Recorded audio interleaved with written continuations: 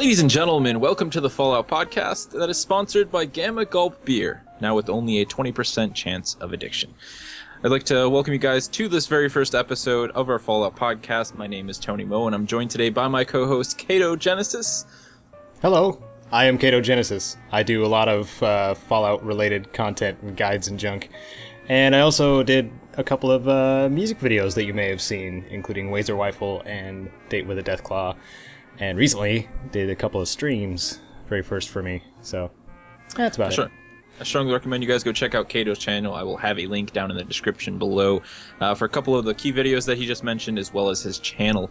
But we're going to go ahead and start our podcast with the news, because there's always news to talk about when it comes to Fallout. And we've got a whole bunch of awesome stuff here today. And I think probably the coolest one for me, because I know you and I, Kato, we were just talking about this recently, was that they're actually making a legitimate Fallout Monopoly. Yes, they are. And the first one I saw was by somebody in the Fallout Fanatics group on Facebook.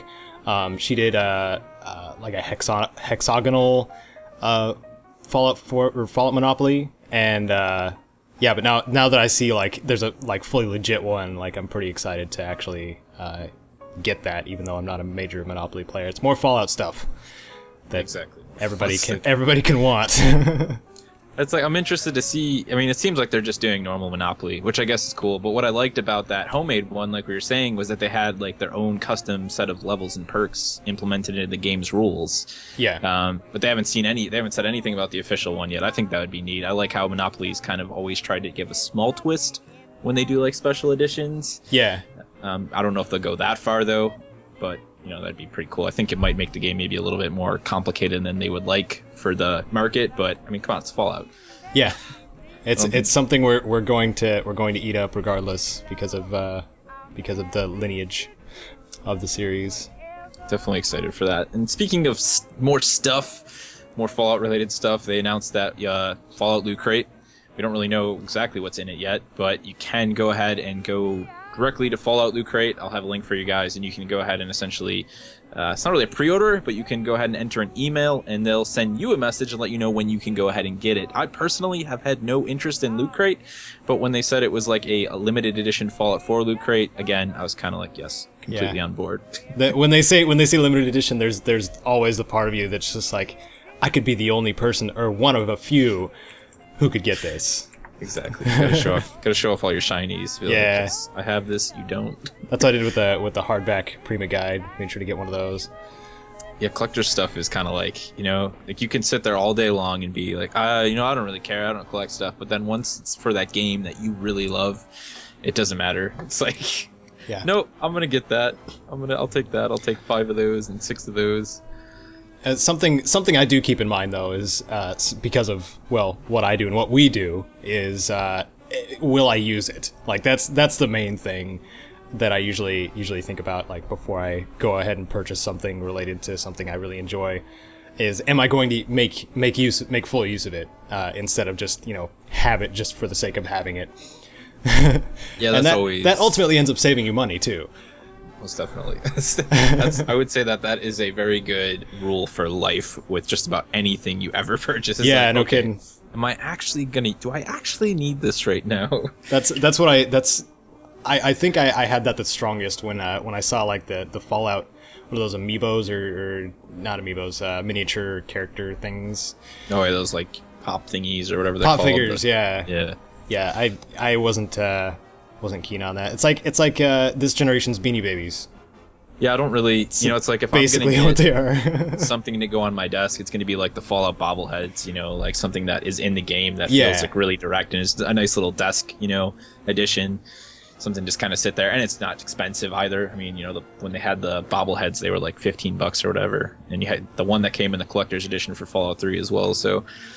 Yeah. But yeah, I think I had a pretty bad phase actually, where I bought just a lot of collector's crap. And now it just sits around me like 100% useless.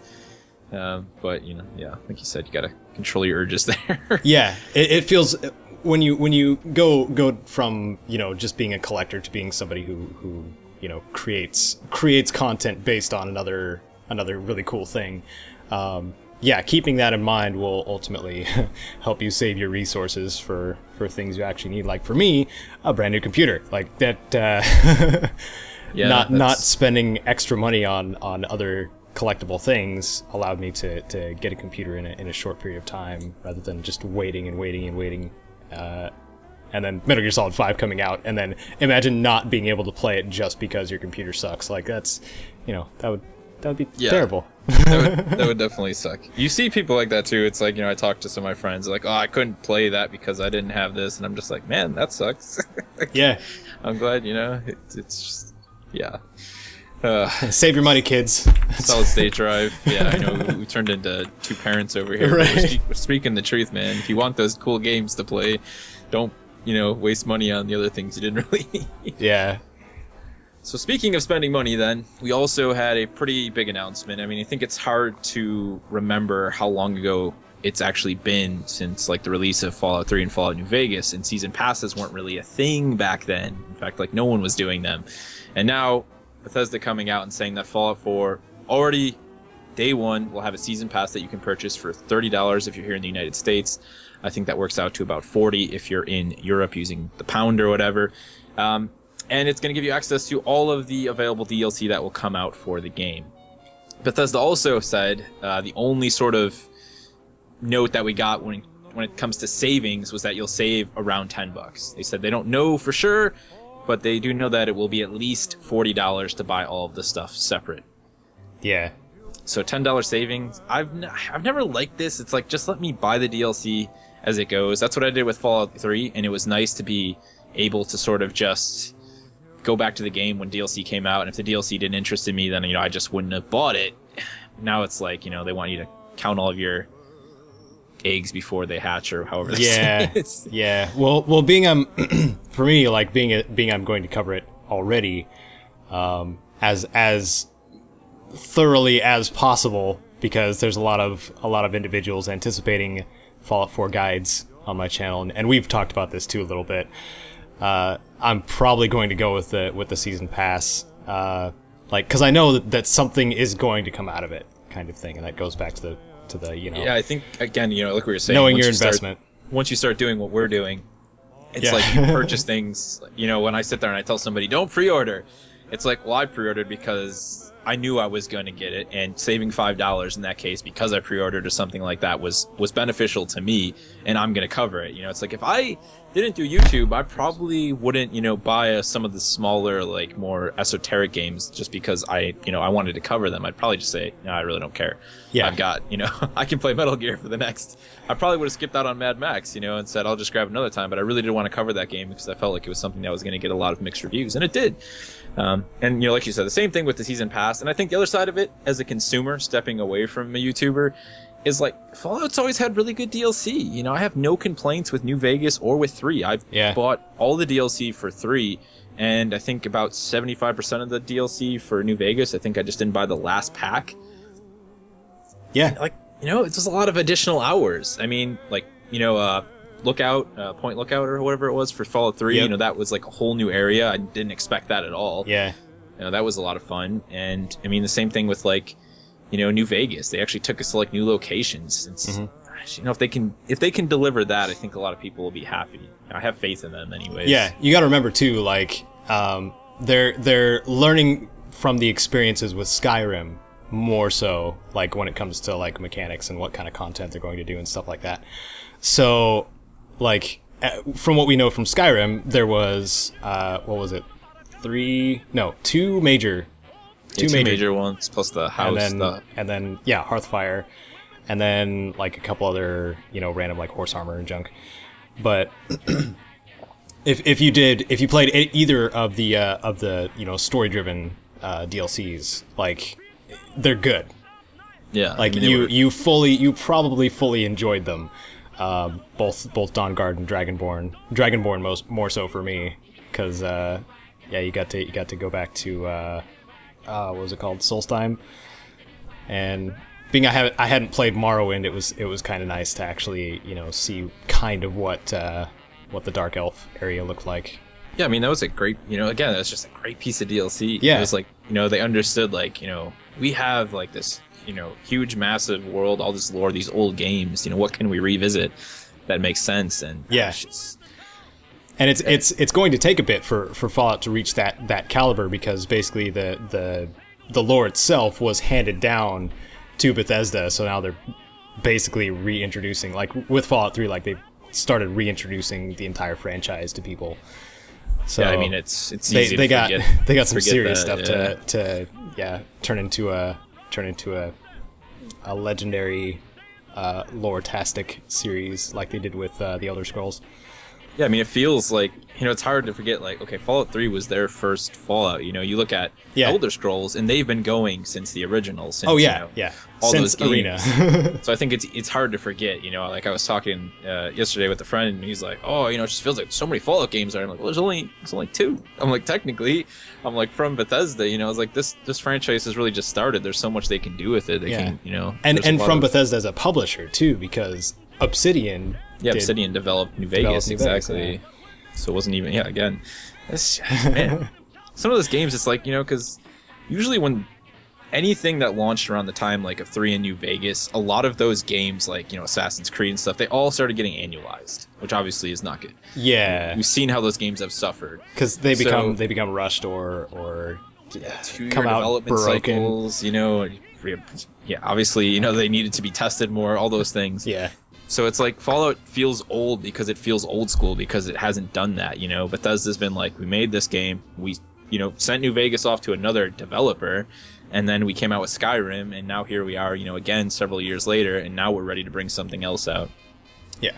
Just nice. It's nice to know, like, this wasn't made in just 2 years or No. 1 year, There was actually, you could tell there was love and care, especially, like, even how they were describing, like, working on Fallout 4 so far, like they've spent so much time just trying to make it right. So I don't know, it sounds like it's going to like blow our socks off, just like MGS5 did. It just I was gonna say just what we've seen of Fallout 2, it's like, I think so many people have gotten away from being excited by what we see of a game. But honestly, to me, all the stuff that everyone else was disappointed about, like in the past, 2 years, this past generation, I mean, I wasn't excited for, because when they showed it to me, I was like, whatever. There was a couple games that really did, sort of shock me, and I was like, this looks amazing. And they ended up being really good. It was stuff like, I can't even think of it right now. There's too many games that came out recently. But, when you saw Fallout 4 for the first time, you saw a lot of the mechanics in play. They didn't, BS us and... show up at E3 with a 4-minute trailer. They were like, hey, Todd Howard's here. He's gonna be really witty and show you lots of great stuff in Fallout, and you're all gonna drop your jaws and wish that November was here very quickly. Yeah. What was that one with the like you're talking about E3? What was that one with the robot dinosaurs that looked ridiculous? But awesome. Oh, that actually looks really good. The one from the Killzone developers. Yeah. I completely forget the name of it. Yeah, they're another developer, Guerrilla, who, the first Killzone, came out of nowhere, really didn't... I mean, it was on a console that didn't know really how to handle shooters, the PlayStation 2. Yeah. And then they spent like 8 years developing Killzone 2, and it came out on the PlayStation 3 as like, oh my god, this is like the most gorgeous looking game ever. Yeah. Hellblade, another one that I'm really excited for because of what I've seen already from Ninja Theory. Yeah, I have high hopes for that as well. Like we were talking about, that whole genre to me is like, I've never been very good at it, but I really enjoy those games. Yeah, they're just a lot of fun. Horizon, that's what it's called. Horizon Zero Dawn is the crazy futuristic weird post-past dinosaur hunting thing. Yeah, I love that. It's not too different from the Fallout dystopian future type thing, except more green. True, just kind of in a different a different setting. Yeah. A little bit farther in the future in terms of the tech, more cyber than than the retro sci-fi. Yes, that's a good point. It's crazy to actually think, what would Fallout be like had it not had that sort of theme to it. It probably wouldn't have gotten the attention that it got. Yeah, I feel like that's what makes I feel like it wouldn't so have special. Yeah, should we like do kind of like a disclaimer to like be like, hey, so this is how Fallout like setting is. Like, there was a divergence at a certain point, and basically how the future was viewed in the 50s is how the pre-war Fallout world was. Yeah. So you had robots working from home. You had that would walk your dog and crap like that. And then mostly everything was nuclear powered, so they didn't really get past the industrial age. So they were kind of stuck. I'm borrowing from from the Holotapes podcast here a bit, but they didn't get past the industrial age. So like everything basically was advanced through nuclear technology rather than moving on to other sources of energy. So yeah, it's like it always reminded me of like if you took the Jetsons and then you just took them and like a lot of the elements that the Jetsons have, again, they're very retros, like we said, like 50s sci-fi. Yeah. And just take out like the flying cars and ground them a little bit more in reality, and it's like that's pretty accurate. Yeah. Definitely my favorite part of Fallout, though. I don't know what I would do without that. Oh yeah, by far. So another big thing, well, actually, it's not a big thing. When I first saw this, it was funny that I mentioned it to you today, because when I first saw it, I thought it was something that some, like a YouTuber, a fan was doing. But Bethesda actually announced that they're doing a video series for Fallout 4 called Special. And they're going to go through all of the different, special perks, strengths, and so on and so forth. And they're going to highlight them with an awesome little video. Again, links down below, guys. If you haven't seen it, it just launched yesterday. Go check it out. They have the first part of the series up, and it is covering strength. And it's just, awesome. Again, retro, Fallout themed, covering what strength is about in the game, how you're going to use it with a bunch of great comedy. There's things like the power fist and blood and gore. Yeah, and robots. Power fist confirmed. and miniguns. And, all the wonderful art that you've come to love and know from Fallout. I'm happy to see the rest of that series. I think that's something that is like a modern thing. There's so many developers now who recognize like, let's do a video series and slowly reveal just small little things to get it's marketing is what it is. Yeah, but it's fun. It's enjoyable. So it's nice to see Bethesda following suit on that one. Yeah, they're very good at that. And can we make mention of the Vault Boy and how great of an icon he is for everything? That is so true. That is so or true. Vault Girl, whichever. Yeah, whichever you prefer. But the Vault Boy character, it makes anything like Fallout related immediately recognizable, and I'm glad that Bethesda adopted that character too. I mean, I don't know who they would have replaced him with, because it's just great. Yeah, just it's such great. So iconic. Like already. Mm-hmm. Like I have a Fallout Nuka-Cola shirt that has like the Nuka-Cola Vault Boy like standing behind, giving the thumbs up with the Nuka-Cola logo. And when I wear it to work, at least 3 people a day. Like you see the gamers, the nerds, like crawl out of the woodwork. Yeah. And they're like, "Oh, dude, are you excited? Did you pre-order the this edition?" Blah blah. And you end up in a 10-minute conversation about Fallout with them. It's everybody just recognizes it right off the bat. Oh yeah, by a lot. I misinterpreted one of the conversations I had about that. I was wearing the open-minded T-shirt, and I'll probably have an image that can go up here. But open-minded, the group that did the Fallout raps with Wazer Rifle and Date with the Deathclaw, and hopefully soon, quote unquote, more Fallout-y songs. Anyway, I had their shirt. They mailed me one, like when they had them done, and it had their 3 Vault Boy characters on the front of it, and on the back it said, "I am open-minded." So it looked like Fallout-y, but there was no like other references to Fallout. But when I went to a convention last, I think it was like Rose City Comic Con, somebody immediately recognized the 3 characters up front as Vault Boys. So it was just like, yeah, that's pretty awesome. Yeah, that's cool, to have that. Like you said, it's just like, they did an amazing job with that. Mm-hmm. They can just market that all over the place now. Yeah. All right, so, well, yeah, I guess you already made mention of the open-minded stuff you want to talk about. Like I said, I have links down there. If you guys haven't checked it out, they are a rap group, hip-hop group, who's put together some Fallout raps, and Kato actually went and did a bunch of cool machinima stuff, and they put together 2 awesome videos, Wazer Rifle and Death with the Deathclaw. If you haven't seen them by chance and you're a Fallout fan, Date with the not know what you're missing on Date with the Deathclaw, yes. I did say date, didn't I? Definitely go check those out. They're awesome. Death with the Deathclaw, same thing. Yeah, they're on my list for, stuff that I will be listening to on repeat as I wait for the launch of Fallout come midnight in November for sure. Yeah, and I'm seriously hoping for it. Like they're doing a show at the local GameStop in Minnesota that they're at too. So if you guys are interested, yeah, keep that in mind too. If you're in the Minnesota area, that Open Mind will be performing at the GameStop during launch night. So yeah, definitely check out, see if that's your GameStop, and go. Don't miss out on that. That's for I sure. would if I was closer. Yeah, that'd be awesome. that's gonna be one hell of a midnight release, man. Yeah, no kidding. They were like some cold weather, hot beverages, and live music, Fallout 4, and hot cocoa. Like that's what they're advertising, and I'm just like, yeah, that sounds great. That's so quintessential, like, you know, midnight release when I was younger. You know, Yeah. show up 4 hours early, sit outside, you know, drink hot chocolate or whatever you can get your hands on, play hacky sack, and then, you know, go home and play the game till 5 a.m, and then sleep till the next day. And then have a coma for a bit. Yeah, a little bit of a coma from sugar and lack of sleep. No blinking. Alright, so that covers it for the news. We had pretty much just one big topic we want to talk about for our discussion today, and I mean, this is something that I feel a lot of people actually ask all the time. It's a very simple answer, and that is, should people play previous titles before the launch of Fallout 4?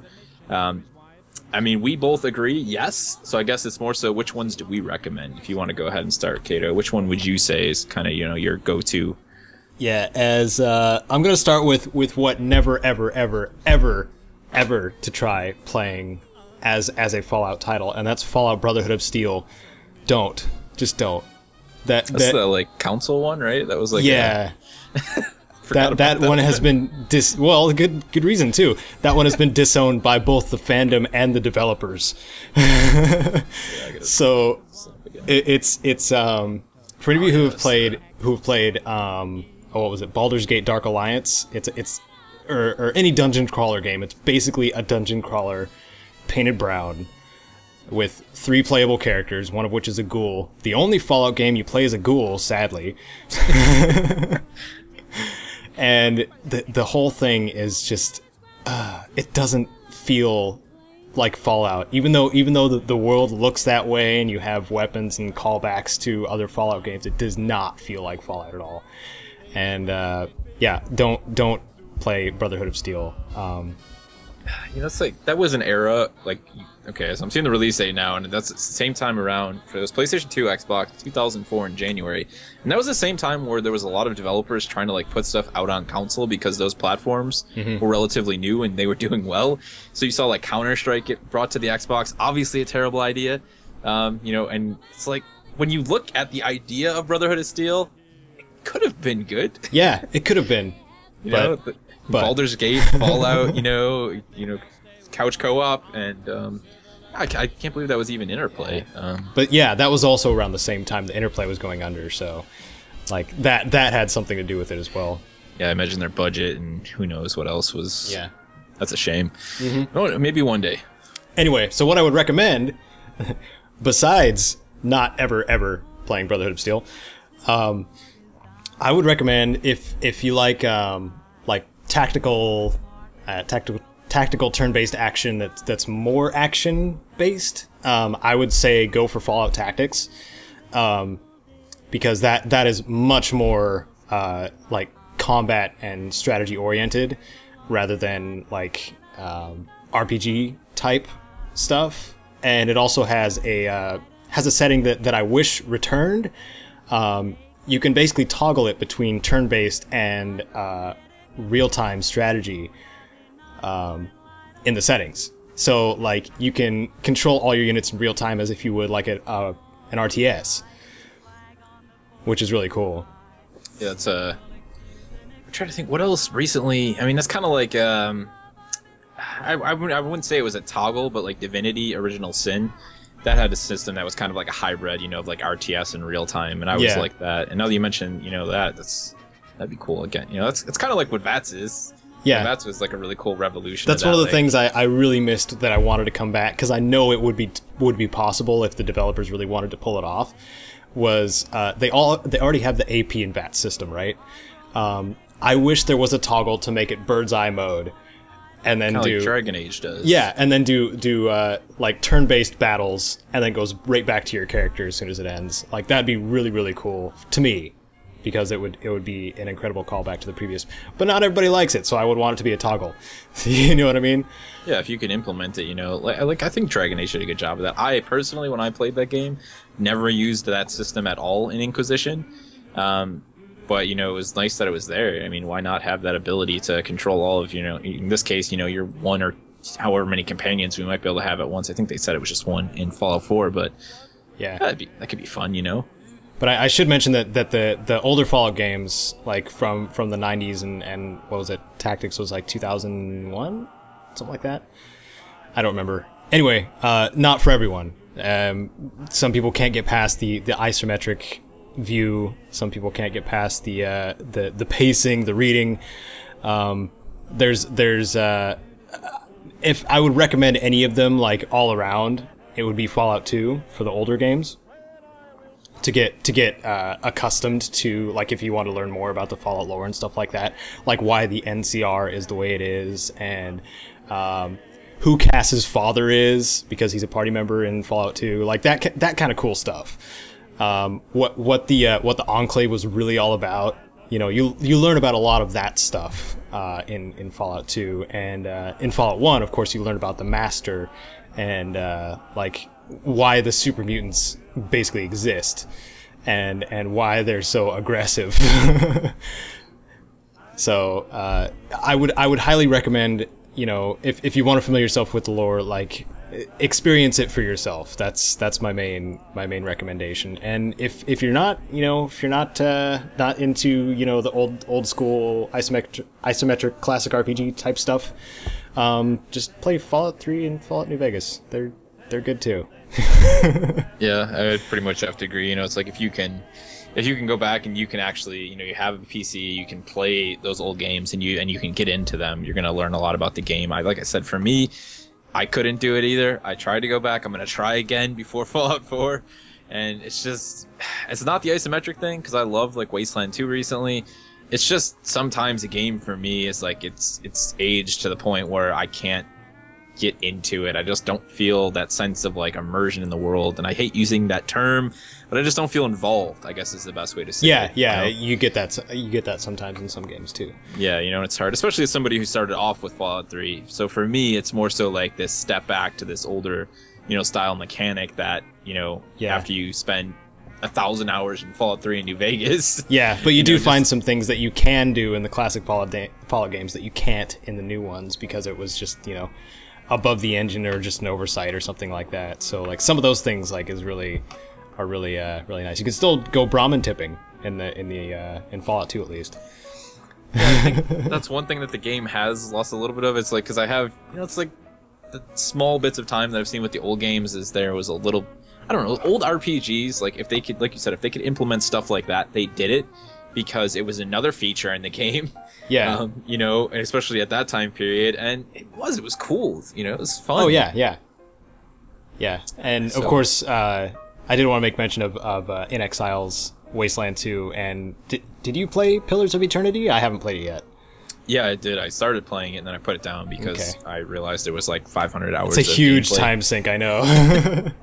But if you want to get, like, I would recommend, like, if you want to get familiarized with the CRPG format, play a newer game such as Wasteland 2 or Pillars of Eternity. Both are fantasy and or Wasteland type genres, but they have new mechanics based on today, basically. So like you have the viewpoint and turn-based strategy of the classic games, but you have all these new features that weren't included or that were very much streamlined over the last decade or so. So yeah, both those games have really good tutorials as well. So yeah, great way to, like you said, to learn the mechanics before you go back to Fallout, and Fallout 2 and Tactics, and find yourself completely overwhelmed as to how to even play the game. Yeah, the reason I recommended Tactics first also is because since Fallout 4 is going to, at least as far as we have seen, it looks like the Midwestern Brotherhood of Steel will be on Boston soil, and that's who you basically play as in Fallout Tactics. You're a recruit in the Brotherhood of Steel in the Midwest. So I didn't know that. That's cool. yeah, and you also idea. get and in Tactics you also get first Fallout game where you have vehicles that you can actually control and drive around and run people over and drive by and all that good stuff. The mechanic that we all want so badly in Fallout 3. Just let me fix up one of those motorcycles and drive it about the wasteland. If only. Put a sidecar in it, dog meat in the seat, you know, you get to go. Yeah, who knows? Who knows? Mods, Fallout 4, you know. Oh yeah. Like Never know. there's going to be even more mod potential than there already has been. So like I'm very much looking forward to that. I mean, I love what people did with Skyrim. Like, I had a lot of fun with, after beating Skyrim, I was like, okay, I don't care about the story anymore. Frankly, I don't care about any of the quests. And I remember I have a character on Skyrim who plays just with the, you know, the crazy winter mod that makes everything survival-esque. Oh yeah. And then I did the random starts, and I just became a hunter. So I have my little tree fort in the woods. I go out and I hunt pelts, and then I go into town and I sell them. And it's way too roleplay, and people probably think I'm super weird, but I have a lot of fun with that. Hey, whatever floats your boat for gaming, like that's the beauty of it. Like That's you can do basically whatever you want. So People no one will might be still judge you surprised. for it, but That's true. But you do what you want. At least no one will be surprised when I become a Nuka-Cola vendor in Fallout 4 after right. mods. You know, I just walk around collecting Nuka-Cola, selling it back to the towns. Yeah, and And I would be a tour guide. You can show them where all the best. We can work together in tandem and, you know, make money off of it. That's right. If it was a co-op. You'd sell beverages while we're on our hike. That works out. You're getting thirsty. You look like you're thirsty, man. And then I mean, Nuka-Cola is like the perfect thing, right? Because it's like they get all hyped up on Reds, and then you got to sell them Rad-X and Red-Away. Yeah. You know, it's just never-ending It's the cycle. perfect plan. Making money. All right, so I think this is going to be a big discussion because it's something that, you know, is changing quite a bit in Fallout 4. And let's talk about mechanics and gameplay. I guess we got a couple of topics here. So really, VATS. You know, Fallout 3, Fallout New Vegas, frankly, kind of atrocious first-person shooter mechanics when you're actually doing any first-person shooting. Fallout 3 was probably the Fallout New Vegas did a little bit better with the iron sights, thankfully. Yeah, it was not having to get an iron sights mod just for Fallout 3. Yeah, that was all. And the third person was like, that's even a whole nother, nother nightmare. I think the only thing that feels even slightly okay are close quarters, like shotguns. Yeah. Because it's a shotgun, it doesn't really matter how imprecise you are. But so it's super nice, of course, in all the Fallout 4 footage we've seen to be like, wow, that looks amazing. And not just the aiming, but like the recoil, the way the weapons feel, like they all just, everything just looks so juicy and good. Yeah. But the big question is, you know, how is like VATS going to be affected? Are people going to spend more or less time in VATS now that we have these improved FPS and, you know, third-person shooter mechanics? Well, don't forget we had the critical, like a lot of stuff has been changed, like the critical counter too on the bottom that shows up in VATS as well. Yeah, it seems like there's activatable more bonuses to go into VATS. Yeah, instead of just random chance, just having it accumulate over time and then choosing when to crit, kind of thing, like a limit break, but in Fallout. Yeah, I think it's like at the end of the day, I think, you know, they, like you said, they've probably thought about it. You know, we see the increases, the ability to activate your crits. Yeah. And for me, it was like, even when, you know, I felt like I could use, you know, like I could shoot just fine, it was like, VATS is just fun. Yeah, it is. It very much is. It's just an enjoyable thing to be in, to be able to precision target, you know, like a hand grenade or something that's in the air, you know, and try and shoot it out of the air and explode it, you know, whatever. It's just, I think it's a awesome system. I think now it's just going to be nice to never feel like you're forced to use either one because of the failure of, you know, the first-person shooter mechanic. Now it's just like purely preference. Like I want to use it because I want to use it, and that's that. Yeah. As they said in the E3 conference thing too, they got a lot of help from id Software in just the shooter mechanics alone, which is good. Like Rage is okay as a game. Like I feel like, you know, I'm not just a straight up shooter fan, and it felt too straight up shooter for me. So, but the shooting mechanics are great. And, it was very much. And the wing stick is my favorite thing ever. Really, you know, that's one of those games that I like hyper enjoyed as someone who played a lot of, you know, like Doom and stuff growing up as a kid. And also played a lot of RPGs, so I loved that RPGs always had, you know, the environment and the atmosphere, and shooters always had the action. So Rage to me was like a really good blending of both. Like that was a gorgeous game. Yeah. I loved the environments, and you know, so for me it was like this bang up job. And I think it's super cool that they actually were like, hey, we have people like right next door making first person shooters. Why don't we ask them for help? I feel like that's something that doesn't happen nearly enough in game development. Yeah, that was a good choice, a really good choice. But from what I've seen already, not just in the shooter combat, but like you were saying, VATS, it's slowed down instead of a full stop, so you have a limited amount of time to make your shots. Because I have a feeling that if you get hit, it'll probably cancel VATS out. I you know, don't take that for take that for what it is. but I have a feeling that's what it would be. But also, like, they showed very limited melee combat because of the, you know, just the shock and awe of fighting large enemies. But from the melee combat that I saw, and that's what, you know, got me the most excited because I'm a melee / unarmed / explosives player. I saw when you see the Soul Survivor hitting one of the raiders in the face with a bat. Yeah. the animation with the bat impacting his head and then his whole body following his head, like the physics in that seemed exceptional to me. They really, I want to see that more. There was a point when I was convinced that the Creation Engine just couldn't do good melee and good gunplay. And then they showed all that, and I'm like, well, I was wrong.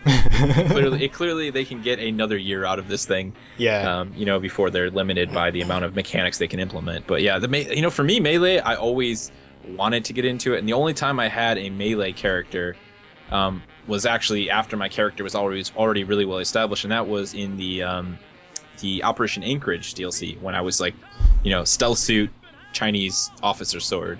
Yeah.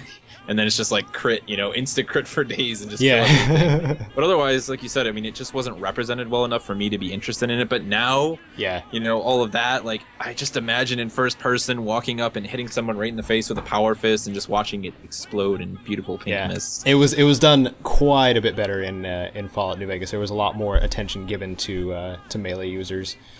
Like for one, like the special VATS, or not, was it? Yeah, special VATS moves after hitting a certain skill level. I need to go back and like make a melee character build now in Fallout New Vegas because like after 3 for me it was just like I'm gonna stay away from melee. It just never ended up messing. Well, with it. In 3 you only had a limited number of, like, say, unarmed weapons. Like you had the power fist, obviously, the Deathclaw gauntlet, which was overpowered as heck. And then you had, like, brass knuckles and spike knuckles, and that's really about it. But, of course, in New Vegas, you had, you know, the brass knuckles, the spike knuckles, the power fist, the ballistic fist, the displacer glove. I'm sure I'm missing a couple of them. The engine... what's it called? The saw blade on the end of a power fist. Oh, yeah, it's right on the end of the... I do remember that one, actually. Because I did in Lonesome Road, that one. That one comparable to the Deathclaw gauntlet because it ignores armor. That's right. And they brought in for was it Lonesome Road as well? We also got the hatchets, throwing. You know, no, that was Honest Hearts. Yeah, that's the one. Sorry, Honest Hearts. Yeah, I'm excited, man. Excited for the melee stuff. That's going to be a nice introduction. Speaking of, while we're on the topic of New Vegas, I want this. They haven't talked about it. It's probably not going to happen. I would love to see that hardcore mechanic in some way return. Yes, you and me both.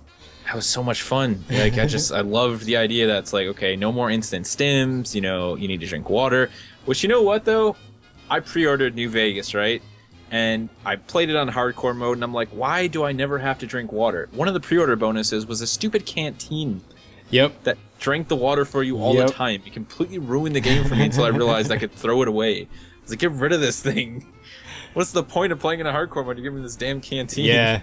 It was the Vault 13 canteen, so I held on to it for my character because it was just a reference to the first 2 games. So, like, there was a lot of that in New Vegas, like way more than Fallout 3, like callbacks to the previous games, because of course, Obsidian developed it, not Bethesda. Yeah, they had the knowledge. Obsidian was a lot of the Interplay staff. Basically came back together to make something really awesome, and they did. So they need to be given the opportunity to make more cool stuff too. Yeah, like Obsidian, because it's they've had spotty. Recently, Pillars of Eternity is mind blowing, but when I think of Alpha Protocol, that game actually looked really promising, and I actually played it a lot, despite it being actually really terrible.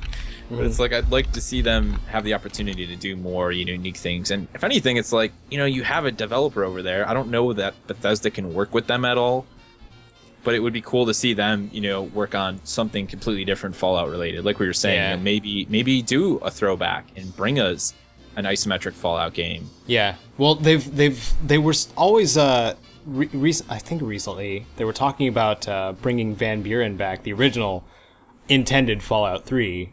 Reviving that project and just having it named Van Buren because a lot of hardcore devoted Fallout fans from the previous games know what Van Buren is. Yeah. So there was talk about it, but I feel like that's as far as it went because of what basically what kind of effort it would take to be able to work alongside or at least get the permission from Bethesda, because they already have had plenty of issues between Bethesda and I say they haven't had the best relationship. Obsidian. Yeah, and they didn't have a good experience with New Vegas either, because they didn't get their bonus, which was kind of bullcrap. They were 1 or 2% off from getting their bonus. Yeah, I just heard so many bad stories. It's bad. It's just a bad situation. Yeah. So the hardcore mechanic, hopefully it returns in some way. I think there's a lot more they could do with it, and I would like to see that. I'd like it to be more of a second choice thing. For me, there wasn't enough there where I was going to be that's way too hardcore for a first playthrough. So I did it, and I played through the game, no problem on hardcore. It would be nice to see it as more of a new game plus feature, Yeah. You could still do it if you wanted to, but I'd like to look at it and be oh yeah, that's actually really hard. I'm going to wait, and I'll do that on a second character. And instead, I don't know if it's similar for you, but the first time I played through it on hardcore mode, I couldn't play it any other way. But also, I realized that some things were a little still too easygoing in the hardcore scenario. The added item weight and stuff like that was great, but your character could still be awake for 38 hours and not need sleep. Yeah, I agree. And I think it should be more important. Yeah, I would like to see that mechanic as a whole, I think, become more substantial in Fallout, where you really start to see debuffs when you haven't gotten sleep. Yeah. And then you get a nice little bonus when you have finally become well rested, apart from XP boost. Mm-hmm. It'd be nice to see. I mean, how much do you know how much it actually affected in 3 in New Vegas, being well rested? Was there any other bonuses to crit or anything? I'm pretty sure it was just experience bonus. Yeah, so it'd be nice, increased accuracy, for, a little bit of time, and as you start to get more tired, I don't know, that's probably getting way too deep, but, hey, mod authors may be listening.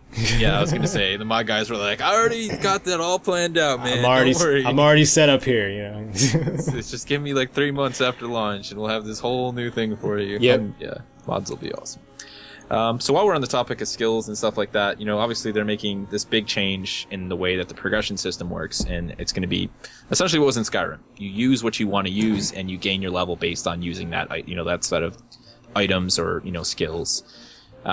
This is actually a huge controversial thing. People feel I know it's probably bad I didn't even mention this, but I'm going to do it anyway. Uh-oh. Haters gonna hate. Uh-oh. But it's you just see those people and they're just this system ruins the game, it's for casuals, and they ruined Skyrim, it's not a real RPG, and I don't understand that. To me, it just seems like a smarter system. It makes sense if I do something, if I always use melee weapons, in your case, then yeah, I should become more proficient at using melee weapons. Yeah. It should, I feel instead of, divvying up points in your whole set of skills, why not just gain experience in the things you actually do. Like, that kind of makes sense even in a real life standpoint. It does, you know. Like, I'm 75 out of 100 in video editing just because I've been video editing for a long time. It's like, it's a progression-based game. You're gaining experience, and you're progressing your character. It only makes sense that you can decide what you want to progress in, rather than, it's almost like, it's not a roll of the dice because the perks are always there. But instead of it being like, oh, you hit level 4, okay, now select your perk, it's like, it's really the same thing at the end of the day if you think about it. Well, I'm going to pick the perk for melee because that's what I want to do.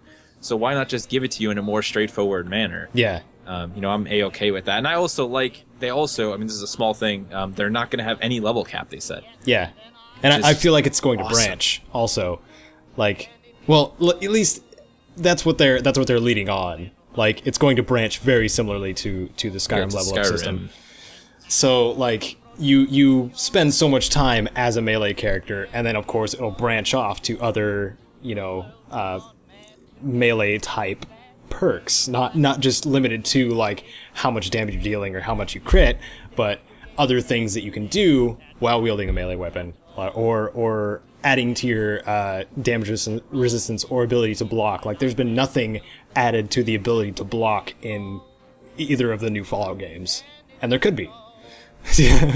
Yeah, it's like you said, even if a dodge skill, and increase the dodge, make you more nimble in combat. I mean, a dodge roll. There you go. That'd be awesome. Yeah, it's gonna be cool to see because, like you said, I mean, before you look at Fallout 3 and you look at New Vegas, and when you compare it to like the skill system in Skyrim, it feels archaic. Like, there was no evolution really of how you actually manipulated weapons and things. Whereas Skyrim, it's like, okay, you start off with a bow. That's great. You pretty much suck with it, and you can't even like hit a moving target. Now all of a sudden, 10 levels later, it's like you can slow down time and you can zoom. Mm-hmm. Like, it was easy for me to forget as someone who played an archer in the game. All of a sudden, I like switched to other classes, and I'm like, man, I can't do anything with these daggers. Yeah, I'm terrible with them, and it's like that. To me, or that's like another fun that moment you try to block somebody who's like wielding a hammer coming at you.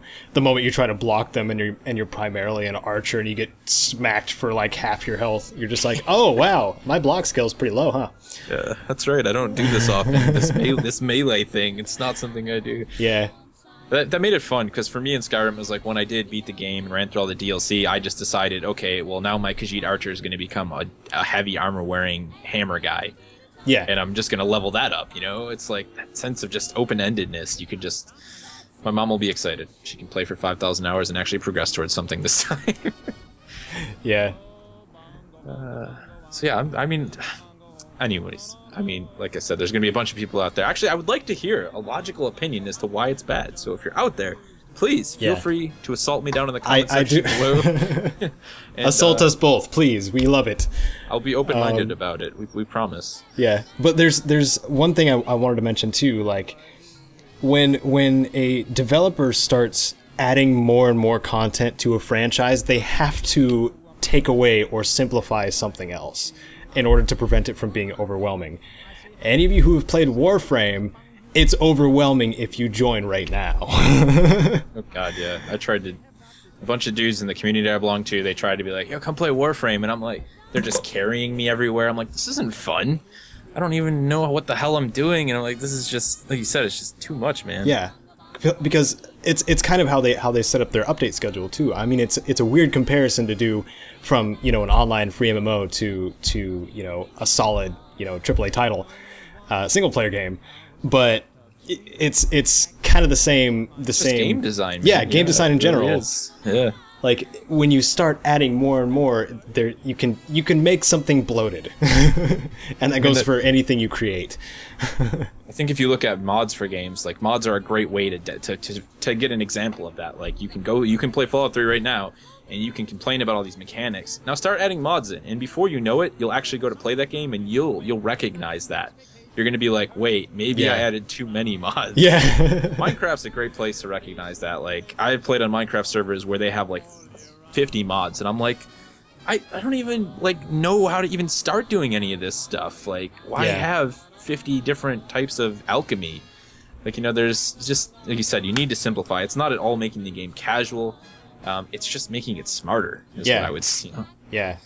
I mean, that's what's a good example of a franchise, and I gotta bring up Steam really quick. Go ahead, keep going. But yeah, it's smarter game development. It just makes sense to be like, okay, we did this last time. You look at Fallout 3 and, you look at Fallout 3 and Fallout New Vegas. Regardless of Bethesda not developing New Vegas, they had to still look at that game when they were trying to figure out what they were going to do with 4 and say, what worked, what didn't work. Obviously, Iron Sights was something that they felt was a proper evolution of the game. Okay, let's pick that up. Let's bring that on board. That makes sense. And then along with it, there was also, okay, well, we still want to use VATS. How can we change VATS? Let's get rid of, the way crits work. Let's bring in something new. It's just, you gotta take things, you gotta push them aside, you gotta bring new things over, and, keep some things the same. It's just one big balancing act. Yeah. You're making a sequel, It's making anything, too. Like, yeah, that's true. For example, as well. Yeah, from like us as content creators, like of course your process is very different from mine because you do a variety of things, and I somewhat try to stay limited on what I do. But like when I'm doing guides, for example, like I'm not going to fill the guide up with as much information I can get from the wiki page as possible. I'm taking the specific information that I would like the viewer to know, the amazing wastrel to know, so they can continue in their playing experience without sitting there and watching a guide video that's 30 minutes long, because that would be a bloated video. Yeah, you don't need that excess, And if I can trim down, like I'm very like meticulous on this too. Like I'm sure you've already seen, Tony. I'm very meticulous on how long the guides are. So not only do I say it in the fewest words possible, and as to why this is cool and why you should go get it, not necessarily just from my own experience, but because I'm giving you the basic stats as well. But it's I'm not sure the point I was trying to make there. I lost it. Just don't bloated stuff is never, people won't pay as much attention to it. They very won't give it the attention it deserves. It's definitely a common misconception. People will look at a game that released, and the number one thing you see is, you should add this, you should add this, you should add this, you should add this, and it's like, you may think that individual mechanic sounds really good in your head, but for somebody like Bethesda, they've been playing the game the entire time they're developing it, I would hope, and they recognize when something would be a benefit, and there's also things like budget, time constraints. Yeah, they simplified the dialogue too.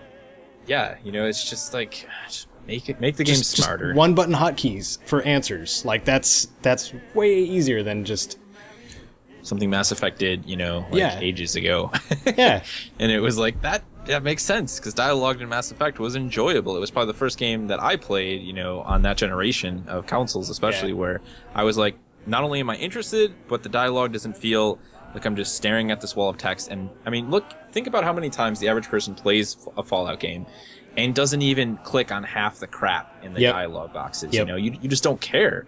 And especially on a subsequent playthrough, you really don't care. Yeah. You don't want to ask Maura Brown about her, problems outside of what you're doing. You already can't stand her. And also for how badly you want to punch Amada in the face.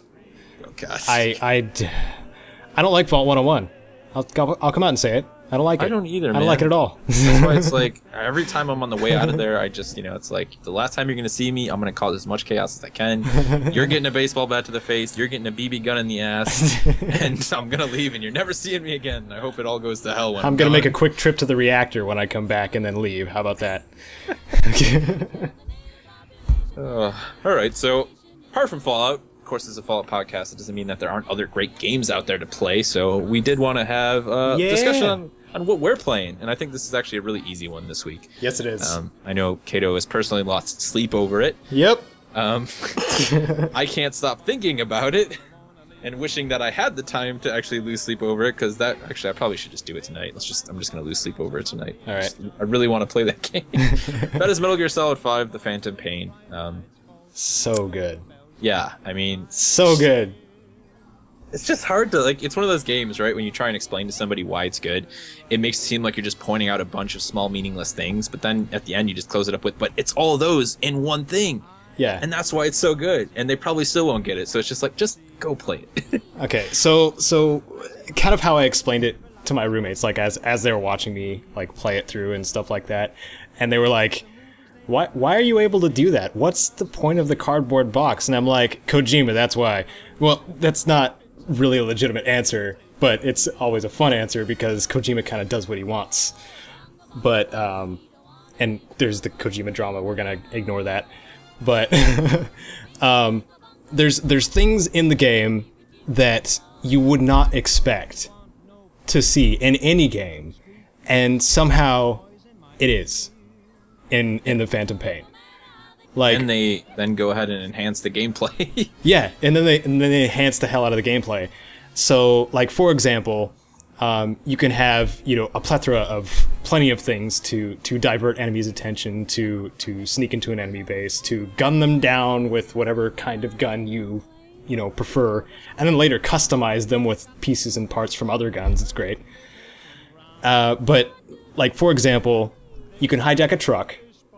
I did this on the stream too. I had a weekend long stream of for Labor Day of Metal Gear Solid 5, and people saw me doing this.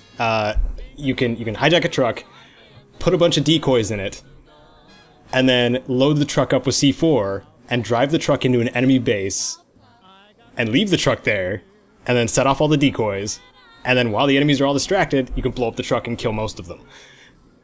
Like, it's overly complicated, but why not? it's just like that game, you know, it's the type of game where there's so many opportunities to do things in a very specific and formulaic way, especially if you're trying to do pure stealth. Yep. But it's like the game is just like watching you, and you're like, yep, you're going to try and do that full stealth. I know you are. That's why I allowed you to pick this guy up with a parachute, and that's why I allowed you to strap Street 4 to this Jeep, and that's why I allowed you to use this decoy, because I don't want you to do it the normal way. I want you to just have fun. Right. It's like a game that urges you on to not get an S ranking. Like, And who cares about yeah, S? and throughout the game too, like you'll see that the game, it's something I really miss, like that I really want to see in Deus Ex. Like the new one that comes out, because Deus Ex is a very serious game, like serious storyline-wise. It always has been. Yeah. But Metal Gear Solid does not take itself too seriously, ever. So, like, you know, the cardboard box, the ultimate stealth technology. You can, if any of you who have seen the demo, like, you can stick a poster of a half-naked woman on the box, and if you stand up while you're in the box, you can distract guards as long as you're facing them. And so they'll run full speed up to the box and just drop all their weapons and just stare until you knock them out. It's just like, it's so good. It doesn't have to make, you know, sense. Yeah. It's like you're saying, it's Metal Gear. It's a game of, like, just crazy juxtaposition. I hate that word. I can't even pronounce it correctly. Juxtaposition? That's like the best. This game is like the single best example of that word, though. Yeah. It's like 1 second, like, super serious. My name's Snake. I got a beard and this thing in my face. It's like about to take down some bad guys. Then next thing, it's like, oh, I just picked up this sheep with a parachute and got some money for it. Then all of a sudden, it's like, dude, there's like aliens, like with superpowers, and they're attacking us. Like, it's just. And for some reason, you never actually really laugh. You just are like, yes, Metal Gear. This thing. It's like Kojima. That's why. Exactly. That's why I say it. That's why I say it to my roommates. When they were somebody like, becomes a personality like him, you know, it's a 100% perfectly good explanation. You can just say Kojima, and if they don't know Kojima, then they gotta look it up and find out, man. 'Cause Kojima, it's the answer. It's just Kojima. Yeah. Also, for anybody who is, I learned this recently, and I wish I did earlier in the game. Each major base in Afghanistan and Africa in Metal Gear Solid 5 have delivery points. And if you find these delivery points, they're just little orange platforms with a little sign on them. If you find these delivery points, you can go and sit on top of them in a box, and as long as the enemies aren't alerted, and you grab the invoice from those delivery points around the world map, you can be delivered in the cardboard box to those other points. Really? So that's another fast travel system outside of the chopper. Dude. So I needed to make sure that everybody knows that, because I learned it like way after finishing the main story, and I'm just like, know that. That's freaking A, man. Fantastic. Yeah. And they only always- explain it like once Like Ocelot just says one little thing about oh, that's a delivery point, and that's pretty much it. And you're just like, okay, I'm gonna have to use that in a really elaborate side op execution now. Yeah. It's my favorite thing to do. It's like, it is. It's like I'm like 20 hours in now, and you know, you're telling me about a mechanic that. Yeah, that's what I've been using to get to the side ops locations too. Like it's way easier, way easier, way faster. Yeah, because some of them are, you know, they don't have like helicopter drops near them until you clear out the like the radio towers or whatever. That's fantastic. Yeah, Metal Gear. Just because Kojima. It's like I have like it's good. This is a rough month because you have Metal Gear, Destiny's coming out, or the expansion for Destiny's coming out, and I'm like, I've just been big into that game forever. So that was my dilemma today. I was like sitting there, I'm like, do I play the patch they released for Destiny, or do I play Metal Gear? And then I just did both, so it works out.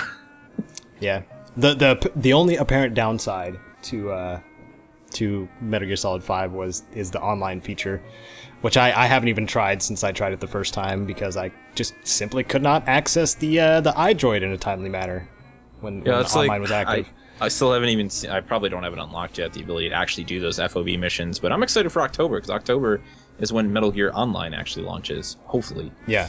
Hopefully there's not a delay, because I actually liked MGO back in the days of Metal Gear Solid 4, and like I'm really looking forward to this, because it's just Metal Gear is a game that has like an exceptional level of tactical gameplay in a game where, you know, like it doesn't really actually need to be there in terms of like the gunplay mechanics. Like you probably could have the game work, you know, without all the really awesome like rolling and stuff like that, and like leaning on your back and shooting. Yeah, like it's one of those things that's in the game and it just makes it cool, you know. It's like, yeah, just instant enhancement. Or so strategic diving. Yeah, you know, being able to sprint and then just dive behind cover and, you know, go right into a crawl. Like there are so many games that should do that don't. Yeah. It's like, and then Metal Gear's over here like, yeah, we're doing everything. Yeah, when it feels so right. It's that's how it is.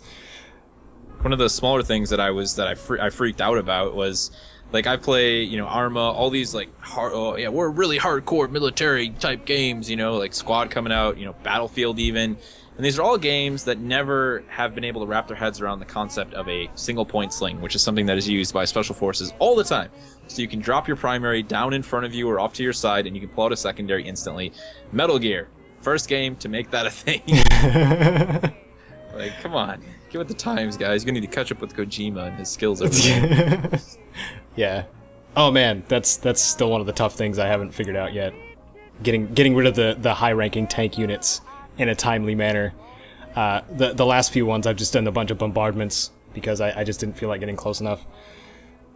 Yeah, but yes, of course you can call bombardments and various other airstrike type things if it's too difficult, or if you just want to see something explode. I mean, there's always more explosions is cool.